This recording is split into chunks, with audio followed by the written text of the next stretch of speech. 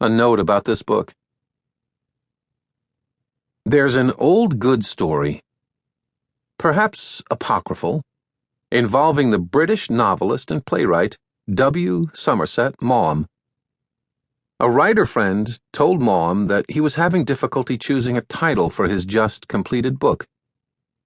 "Are there drums in it?" Maugham asked. "No," the friend replies. "Are there trumpets?" "No, not those either." "Then call it No Drums, No Trumpets."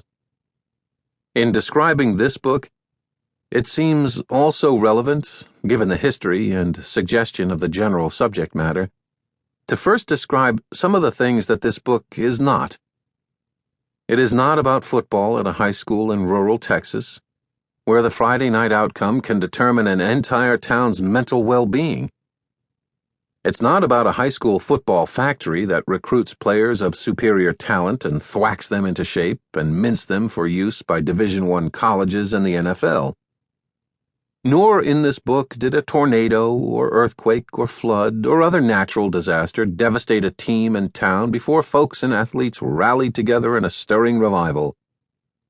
This book is about a high school football team in a fairly ordinary suburban town. A big suburb, where football is valued but not revered.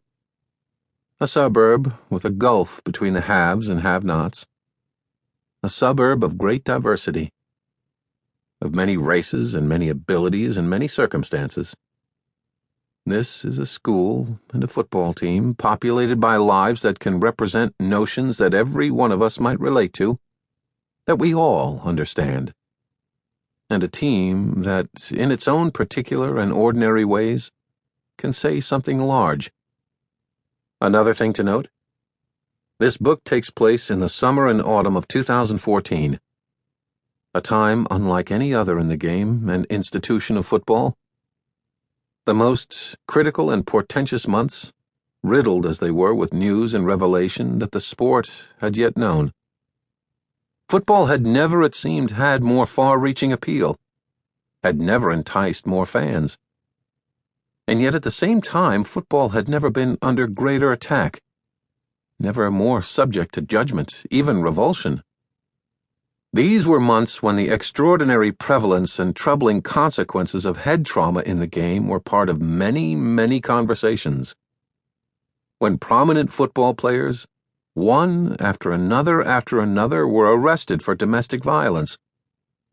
When the dip in youth participation in the game, begun a few years before, began to raise true alarm.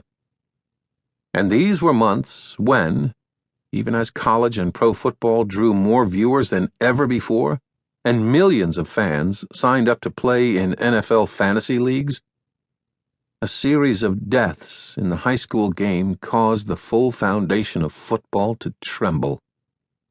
Once, and not so long ago, the idea of suggesting that football be abolished was seen as radical, way out on the edge of reason. But at times, during those baleful months of 2014, and then beyond, if you were in certain wine-sipping circles, and you were reading certain high-culture magazines, the really radical thing to do was to stand in support of football, to defend the game and to say, let them play. In whatever ways football evolves and devolves over the decades ahead, whether it survives and thrives or whether it faints and founders, it may well be that when we look back across the many years to see when things started to change, when football was able to strengthen its empire or began irrevocably to erode, we will say with a historian's wisdom that the tipping point of everything came then, in the summer and autumn of 2014.